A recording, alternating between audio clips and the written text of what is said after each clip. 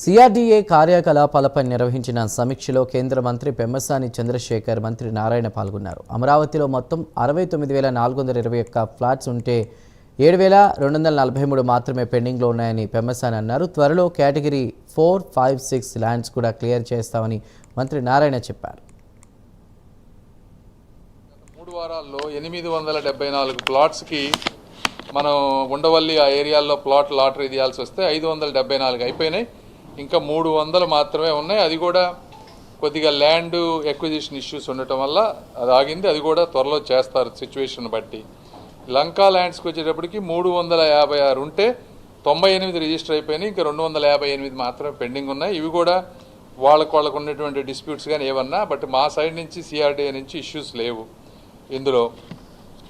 అదేవిధంగా total plots తీసుకుంటే ఇప్పటి వరకు మీరు గుర్తుపెట్టుకో 69,421 ఉంటే అందులో కేవలం 7,243 పెండింగ్ ఉన్నాయి.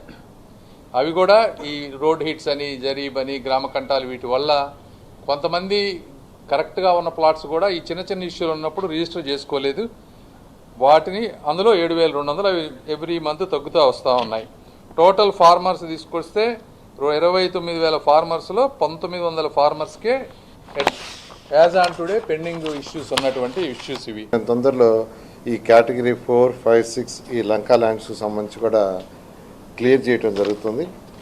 అదేవిధంగా రోడ్డు హిట్స్ సంబంధించి ఒక సొల్యూషన్ ఇచ్చాము. వాళ్ళకి జీవో కూడా యాక్చువల్గా రిలీజ్ చేయడం కూడా జరిగింది.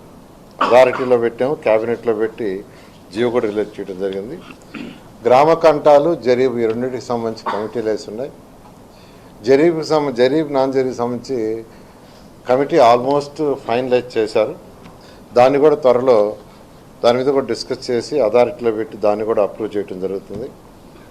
అదేవిధంగా గ్రామ కంటాలకు సంబంధించి ఏదైతే ఇష్యూ ఉందో దాన్ని కమిటీ వేస్తే వాడు మాకు 60 రోజులు టైం కావాలని అడిగారు. ఎందుకంటే అన్ని గ్రామాలు తిరగాలి కాబట్టి దానికి కూడా 60 రోజులు ఇచ్చాం. అది కూడా అయిపోగానే అది కూడా క్లియర్ చేయడం జరుగుతుంది. సర్వేరాళ్ళకి సంబంధించి యాక్చువల్గా ఫస్ట్ మీటింగ్ జరిగినప్పుడు 3 నెలల లోపల అన్నీ కంప్లీట్